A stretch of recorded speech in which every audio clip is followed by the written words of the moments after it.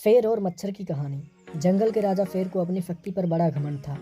वह स्वयं को सबसे शक्तिशाली समझता था, इसलिए जंगल के हर जानवरों पर अपनी धौंस जमाता रहता था। जंगल के जानवर भी क्या करते, अपने प्राण सबको प्रिय थे, इसलिए ना चाह कर भी शेर के सामने नतमस्तक हो जाते।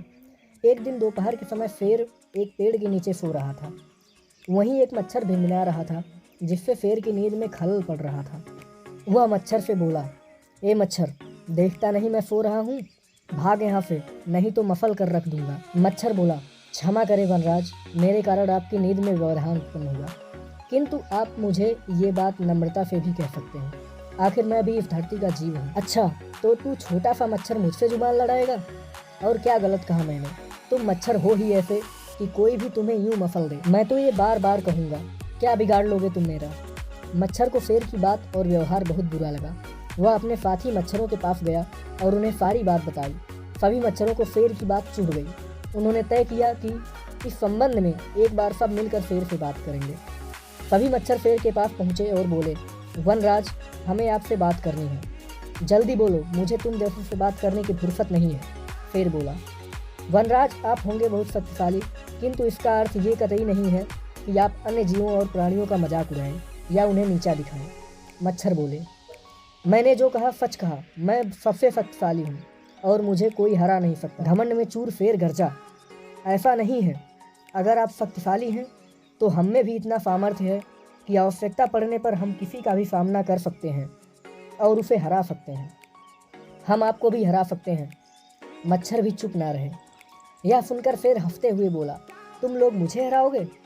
तुम लोगों की इतनी हिम्मत कि मेरे सामने आकर ये बात कहो? मेरी शक्ति का अंदाज़ा नहीं है तुम्हें, अन्यथा ऐसा कभी नहीं कहते। अभी भी समय है, भाग जाओ यहाँ से, नहीं तो कोई नहीं बचेगा। शेर के घमंड ने मच्छरों को क्रुद्ध कर दिया। उन्होंने ठान लिया कि शेर को मजा चखा कर ही रहेंगे। वे सारे एकजुट हुए और शेर पर टूट पड़े। वे जगह जगह उसे काटने लगे। वह दर्द से कराह उठा। इतने सारे मच्छरों का सामना करना उसके बस के बाहर हो गया। वह दर्द से चीखता हुआ वहाँ से भागा, लेकिन मच्छरों ने उसका पीछा नहीं छोड़ा। वह जहाँ भी जाता वे भी उसके पीछे जाते और उसे काटते। आखिरकार शेर को झुकना पड़ा। उसने हार मान ली।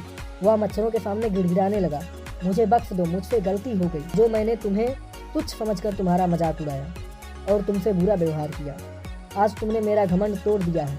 अब मैं कभी किसी को नीचा नहीं दिखाऊंगा। मच्छरों ने शेर को सबक सिखा दिया था, इसलिए उन्होंने उसे काटना बंद कर दिया। वे बोले, घमंडी का घमंड कभी न कभी अवश्य टूटता है। आज तुम्हारा टूटा है। घमंड करना छोड़ दो, अन्यथा एक दिन ये तुम्हें ले डूबेगा। और कभी किसी प्राणी को नीचा मत समझो। हर किसी का अपना सामर्थ्य और शक्ति होती है। शेर तौबा करते हुए वहां से भाग गया।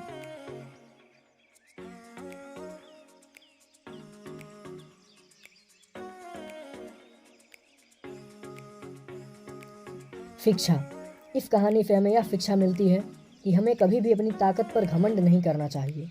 छोटे से छोटा जीव भी अपने आप में शक्तिशाली होता है और हर घमंडी का घमंड कभी न कभी टूट ही जाता है।